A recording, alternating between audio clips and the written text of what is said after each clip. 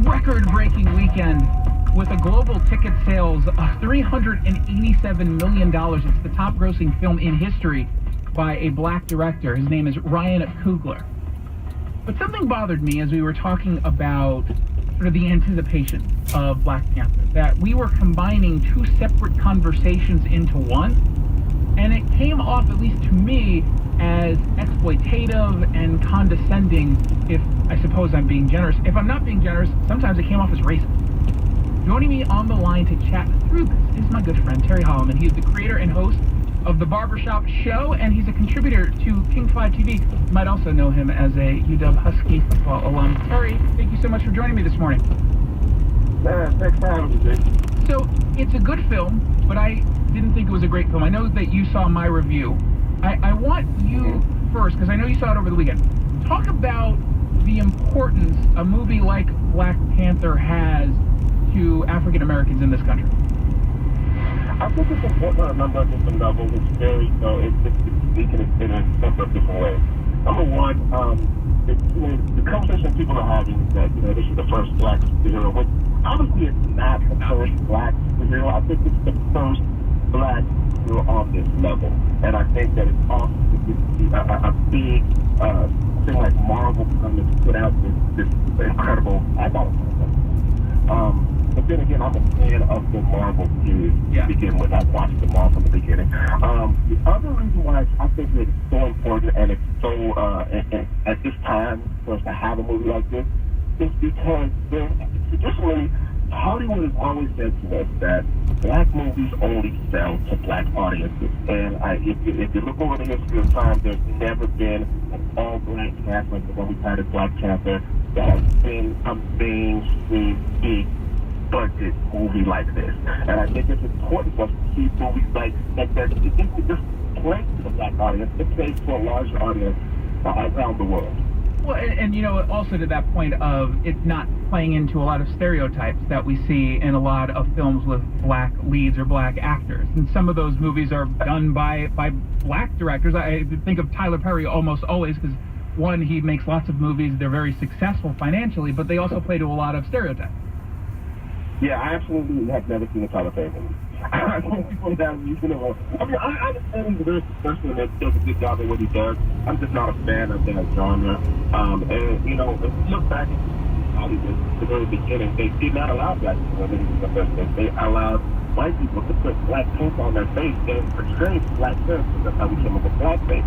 But then they started allowing black people to be in movies, and we became the butler or the maid or the nanny. And then we were the dog or the prostitute. And, and I think it's awesome to a movie like this where we just portray as kings and superheroes and intelligent people who create amazing technology. And, you look over the past decade of movies where we have black leads or black girls predominantly in these movies, we have slaves. Yeah. And I'm not a big fan of these slave movies either, I understand it's to learn about, but there's different, give us the shining light on a number of different areas. That aspect of the conversation, I 100% agree with. I think it is incredibly important, and let's not lie. For those of you out there who are Christian, who see a Christian main character treated in a respectful way, you get excited. If I saw a gay or Jewish superhero, I'd be like, yeah, I'm totally down and wanting to watch that movie. Right. But the side conversation that I think has overcome the conversation you and I just had is what feels to me like tokenizing black people by primarily white movie reviewers. Because the way that they talked about this movie, and they didn't just talk about the movie on screen and spend like a couple sentences on why this is important, which is what they should be doing, right, is review the film. Is it a good movie? Is it entertaining? Is it funny and interesting? Right. Instead, they said, this is a masterpiece. It's revolutionary. It's an answered prayer because of the black characters, and that's why I like this movie. And it just read to me like a whole bunch of white people like Peter Travers over at Rolling Stone just telling the world, hey, I'm an ally. That it was really about them and not even about the movie. Right. I get that. I understand how you get that picture. And sometimes it does kind of patronize because black folks will see things like that on one hand. So on the other hand, you have to be like sometimes when you're the first of anything, especially when you're the first a black movie that's at this level. When you're talking about high budget, high big time production with the studios behind it, the bar is kind of set at a different level because on the first and people really want to consistent speed. And I think that, you know, I don't want to say it's like, don't get me wrong when I say it's there. Let's take this one better off. That's like Barack Obama. We loved Barack Obama because he did some great things, but he was the first black president, so we often overlook some of the flaws that he had because he was the president. We kind of lowered the bar on some level. I don't want to say lower the bar. I didn't lower the bar on this movie because I love it so much and the band is as well. But I think a lot of people want to see it succeed because of this commercial. Yeah, and that part is okay. The funny thing is, I gave a review on Friday of last week, and I said it's a very good movie, but I don't think it was a great movie. And I hold by that. It's a very, very good movie. I think people should see it, but it's not a masterpiece. It's not history in the making. That's not what it is from a film perspective. I got called a racist. Clearly I'm not a racist because Terry Holloman is my friend and he's black, so clearly I can't be. But I mean,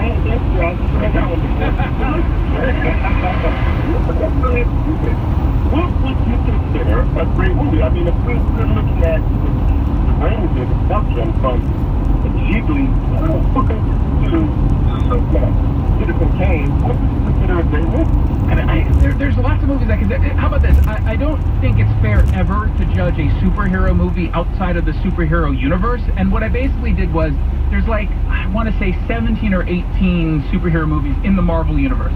It's clearly in probably the top 5 or 6, but I don't think it's the best. Certainly not the worst. If I were to give it a letter grade, I would say it was a B+. Like, it was a good movie, but it was a movie with some flaws. This is not a movie that changes, you know, anyone's life who is not African American and who have not seen this on screen. But the storyline, the emotions that you have, are not the same that you would get from like a Schindler's List, for example. Oh, yeah. Well, definitely not. Because, again, it's a superhero movie. And I think at the end of the day, superhero movies are meant and designed over the top. To this day, I kind of think of a superhero movie. You're like, oh my God, I'm blown away. The dialogue, the depth of characters. Yeah, they don't exist. The story is just amazing. It's not meant to be that. Yeah. It's meant to be over the top. It's meant to entertain young people and inspire young people. I don't think the superhero movies were meant to necessarily change the world. I 100% agree, which is why I get somewhat annoyed when I see these reviewers who pretend that everything you just said it's not supposed to do and didn't really do, they claim it does solely because of the fact that they had a black director and a black cast. It screams to me tokenism. It's kind of the way that I felt about Moonlight when it came out, at least half of that, right? It was about a lead character who was black and gay, and everyone's like, oh, this is such an important film because he's black and gay. Okay, fine, but is it a good movie? It's kind of boring. Well, what it does to me, though, Jason, is it does change the game. I think this movie could have gone one or two ways. Sure. Yeah. If it was terrible, if it was just horrible acting, horrible storyline, everything was terrible, they would have said, okay, this is the reason why we do not do big budget movies with majority black cast, because it's terrible, and people are not going to see it, and we're not going to get it. Because it did so well, what I think it is going to do now moving forward is going to tell Hollywood, hey, listen, yes, we can hire predominantly African-American cast and tell African-American stories, and people will still go out and buy it. I think it gives Hollywood a little bit of hope as far as black actors and saying, look, I don't have to portray a thug or a criminal or a prostitute to make it in Hollywood now because people will go out and see our movies. Well, and something else it does that I feel like the conversation is not going to happen, but let's say that Black Panther was a flop. No one went to see it. Maybe a predominantly black audience went, and that was it. And it had a good, respectable, $20 million opening, which for that would be a disaster, but in general, that would be considered good. If that happened, the conversation coming from the left would be, this shows you that this country is absolutely racist, that they won't go see this movie because it's primarily done by black people. Now, on the other hand, the fact that so many people showed up, and this was a global success, and it wasn't a global success just because black people went, it was a global success because everybody went. no one is going Right. to say, well, that kind of shows you that maybe, you know, the world that we claim is disastrously racist, not quite as bad as we've been claiming. Well, you know, I take issue with a lot of people that use racism as the first defense. Now, is there racism? Absolutely, yes. Sure. Are we a lot better than we have been in the past? Yes, we are. Is there still some improvement that needs to be made? Absolutely. But for those that just scream racism at every corner and every turn, to me, that's akin to the boy fight wolf, and it kind of bothers me sometimes. So I'm personally always leery. I always take a second and third look before I decide to throw out the R word at anyone, because I know it's very inflammatory, and once you throw that word, there's usually no coming back from it. So the shouts and screams of racism in regards to this movie, I think sometimes maybe just overplayed. There you go. I've been talking with Terry Holloman. He's the creator and host of The Barbershop Show. He's also a contributor to King 5. Terry, I appreciate you stopping by this morning. I really do. Man, thanks for having me, man. Anytime. By the way, Thor or Black Panther, who would win in a battle? Oh, Thor is like, so I don't know how to get that. So Thor would win? It's a tough one. I think Thor might win, but I'm going to have to do it with my brother, the Hunter. By the way, I've been walking around talking like African for a while. It keeps getting excited like that. Usually that'd be called cultural appropriation, but I think, Terry, you can get away with it a little bit more than I would. I'm not allowed to do that. There you go. Terry Holloman, thanks for stopping by this morning. You're listening to the Jays and Reds. Time to get your work the right way with Right Way Traffic. Snow in Maytown probably contributing to this accident that is still blocking the left lane of northbound 5 at the Maytown Rest area, jamming up traffic for about 2 miles to the approach. And the snow actually continuing all the way up into the Nisqually Valley. It's not sticking that far north, but who knows? An accident right now blocking the left lane of eastbound 512 at South Meridian, still stacking up traffic on the approach. And in Tacoma, they've got the right lane closed on southbound 5 near Highway 16 for emergency pothole repair. We're still heavy through the S-curves along Boeing Field, from about mid-Boeing Field on northbound 5 up to Yesler. Southbound's only heavy from the Ship Canal down to Yesler. Traffic brought to you this time by Unbound on AM 770 KTTH. Hi, Adrian from Lake Washington Windows and Doors. Choose new Milgard windows with our exclusive Leak Armor installation and receive $100 off each window and $200 off each door through the end of the month. Call or see us at the Seattle Home Show. Lake Washington Windows and Doors, a name you can trust. We chose Signature Window and Door because of their fantastic reviews. Call Signature Window and Door for your free at-home consultation at 253-887-7792 or visit signaturewindow.com and ask how to save 18% with 0 down and no payments for 18 months. Signaturewindow.com. Hey, it's Jason Rance here. If you're like me, you've been starting to pay a lot more attention to your stock brokerage account because there have been times where the stock market is going through the roof and we don't see any of the success that a lot of the Wall Street bankers do. And then, like a couple weeks ago, the Dow Jones take a historic tumble, and yet a lot of you felt it. A lot of you personally felt it. I did not feel it. Not the way that a lot of you did, because I am now a student with the Online Trading Academy. You see, a lot of people understand that this happens. A lot of people understand that there are risks, but if you know some rules, you can mitigate those risks. How do I mitigate those risks? Well, I did a trade on February 13th. I got out of it 2 days later. I saw a return on my investment of 33.7%. These are life-changing results because I'm following the rules that I'm taught. If you want to learn these rules just like me, attend a free power trading workshop. Text the word RANTZ, R-A-N-T-Z, to the number 57682 to register for ongoing Bellevue workshops and a Mukilteo workshop tomorrow at the State Bridge Suites. Text RANTZ, R-A-N-T-Z, to the number 57682 to register for a free upcoming power trading workshop. In the 1980s, when Boeing was introducing the 757, Keel Mortgage was introducing their neighbors to some pretty stellar home buying options. And still today, announced this week she's not running for re-election, the young female representative down in the 25th District. And don't know why. She indicated she's moving on to the private sector. No, she took a lot of heat this year for her use of social media involving fines and public disclosure. And I think she was wrongfully maligned over that entire issue.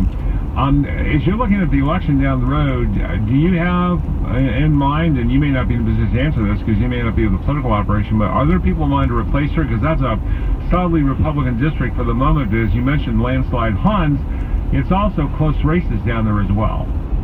Yeah, it absolutely is. Home district of our new WSRP chairman, as a matter of fact. That's correct, Caleb Heinlein. That's right. Yeah, and I've been co-chair of the House Republican Organizing Committee for 6 years, so I'm deeply involved in that. And we have, and associates of ours have talked to a number of candidates, or potential candidates. We're visiting with some in person right now, and I'm quite sure that we're going to have a really strong person, although I'm saddened to see Melanie go. Was part of it her rough treatment, the fine and stuff? Was that part of what convinced her to move on? Because I thought, from what I saw, she's very effective and exactly what the Republican Party needs. You know, younger people, female, accomplished people working in legislature on the benefit of all of us. Well, Melanie is and was very effective, and I wouldn't want to speak for her. I'm sure that she's going to say more. I did talk to her yesterday, and I do know that she's got some great opportunities, and she has publicly spoken about the fact that there should be turnover among representatives, and I respect her for that. I'm just sad that we're not going to see her. I mean, floor leader, as you know, and to have her be able to get up and deliver a speech the way that she can is a huge privilege. I agree. My last question, JT Wilcox, is could you please give us an idea? Right now it's 50 to 48. Democrats control the House. Very narrow majority, 50-48. What's the best case, worst case scenario looking ahead to November for the Republicans right now? Well, I think it's way too early to speculate very much, and because I'm on legislative time, I couldn't talk about individual races, I think. Right. But the political context has changed quite a bit. When we traded seats 2 years ago and lost the seats in the 30th, I hated losing those representatives, but we picked up 2 seats, one in 19 and one in 31. Those are rural districts that are much easier to defend. Mm-hmm. And it also proved in 19 that the Washington Coast was in play for the first time in about 40 years. And so we're in a position now where we can pick up additional rural seats that fits in well with all of our messaging, and we have a route to a majority that doesn't have to go through the 45th district, for example, or more urbanized King County. So I feel that we're in a much better defensive position than we used to be. We have some obvious offensive opportunities, and we're not going to give up in districts like 30. But at the same time, it's way too early to know, and history isn't kind to the party in power, the party that holds the presidency, and so we know that we've got a little bit of a headwind because of that. But in Washington, Republicans always have a headwind, so we're used to fighting against that and being successful anyway. Yeah. JT, thanks so much for being with us today, and we appreciate the update. All right, thank you. Thank you, JT Wilcox. Great having you with us here, Talk Radio 570, KVI. Coming up at 8:49, Howard Kurtz, media critic, Fox News, coming up next. Right now, though, Kirkland Transmission has exceptional... some criticism from Laura Ingraham of Fox News. Now, LeBron James was on he did a podcast, a video blog, basically, for ESPN. He was there with an anchor and a teammate, but it was really LeBron James's comment that was made that got Laura Ingraham upset. The number one job in America, the point of person, is someone who doesn't understand the people and really don't give a about the people. I feel like our team as a country is not ran by a great coach. It's not even a surprise when he says something. It's not even a surprise. It's like laughable. It's like it's laughable and it's scary. But it's also scary. Right. I shouldn't be numb to your racism. Right. I shouldn't be numb to your behavior. So Laura Ingraham was not happy. She went on her Fox News TV show to explain why those comments were absurd. Must they run their mouths like that? Unfortunately, a lot of kids and some adults take these ignorant comments seriously. Look, there might be a cautionary lesson in LeBron for kids. This is what happens when you attempt to leave high school a year early to join the NBA. And it's always unwise to seek political advice from someone who gets paid $100 million a year to bounce a ball. Oh, and LeBron and Kevin, you're great players, but no one voted for you. Millions elected Trump to be their coach. So keep the political commentary to yourself, or as someone once said, shut up and dribble. Now, people are claiming that this was racist, which it was not. It was based on ideology. But that doesn't stop people from claiming racism, even in an interview in which they basically say racism really wasn't a role there, it was about ideology, but I'll just say racism anyway. Here's Baltimore Ravens player Benjamin Watson on CNN. Well, I don't know quite why they aren't allowed, other than the fact they have an opposing view. And what we've seen so much right now, especially in the climate that we're in, is that if you have an opposing view from someone, whether they be a TV personality or somebody that you're working with, you want to shut them down. He's 100% right. Now, generally, I don't hear that coming from the right, but the right does it too.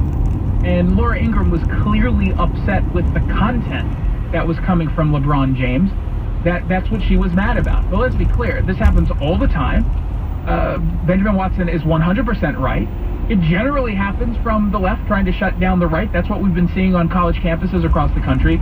But, you know, the right does this as well. And it's equally as wrong and immoral when the right does it towards the left than when the left does it towards the right. And so, as we've seen, there's been plenty of people who have been allowed to speak about politics, speak about whatever, as long as they agree with whatever narrative the certain host or hostess wants to push. And so, when it comes to race, I do think that there are racial undertones. But when you say those sorts of things, especially because of our history as a country, we can't say those things in a vacuum. You can say those things in a vacuum and not have it be racist. He was right at the beginning of his statement. Laura Ingraham was mad that he made comments that she disagreed with. She wasn't mad that he's black and made comments that she disagrees with. There was nothing racist in her language. I saw some people say, oh, just to tell him to shut up and dribble. And I think it was either Slate or Salon, one of those rags, basically saying, oh, so it's the white lady telling the black athlete to shut up and entertain. Well, I mean, you could take that position if you want to completely ignore the history of the term shut up and blah, blah, blah, because her book 15 years ago, maybe 10 years ago, Shut Up and Sing, was basically taking the exact same point towards musicians who were deciding to speak out on politics in a way that she thought was silly. She's made comments such as shut up and act, shut up and do whatever. So she was clearly using vernacular that she uses on a regular basis, has nothing to do with race. She was upset that she heard from either, in this case, a celebrity taking a position on politics that she disagreed with. She gets to call him out the same way LeBron James gets to call out the president for being, in his view, a racist. There's no... You get to do that to each other. Like, that's the world that we live in. You can't be mad that Laura Ingraham is upset because she heard comments that someone else made without you seeming to be also mad that Laura Ingraham spoke. I mean, should she shut up and do her TV show? Like, that's her job. This is part of her job. So this is one of those contrived controversies. We spoke over the weekend. She made a comment of like, yeah, no, she went through the history of how she uses that term. There was nothing racist about it. There just wasn't anything racist there.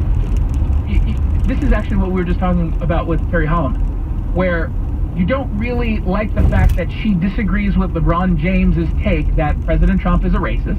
Rather than make your point, rather than explain why you think he is in fact a racist and Laura Ingraham is wrong to defend it, because that takes a lot of, energy and time. You actually have to do some research. You just call the other person a racist, a bigot, a sexist, whatever you want to call them, and then all of a sudden the conversation is no longer about what it originally was about. Now it's about just defending someone from being called a horrible thing. And that just perverts the entire conversation. So this is a contrived controversy. She didn't say anything racist. I think her main point of people needing to shut up when they disagree with, like, that's wrong. And I'm okay to have that. I'm okay to tell Laura Ingraham that. But just to call this an incident of race is ridiculous. You're listening to the Jason Rand Show. Time to get your work the right way with the right way traffic. We still have a long line of traffic coming out of Centralia up to Maytown on northbound 5. An accident still blocking the left lane at the Maytown Rest area. And it's still snowing in the area, although it is not sticking on the roadway. Drivers moving very slowly here because of both the snow and seeing this wreck. There's scatters flowing around Puyallup and Tacoma, I-5, 512, 167, but nothing is going to cost you extra time until you get close to the S-curves. They're jammed from Talbot up through Sunset right now. And the drive into downtown Seattle's looking pretty good, with most of our slowing concentrated between the Ship Canal Bridge and Yesler on southbound 5 and mid-Boeing Field up to Yesler on northbound. Both floating bridges completely wide open in the east side community.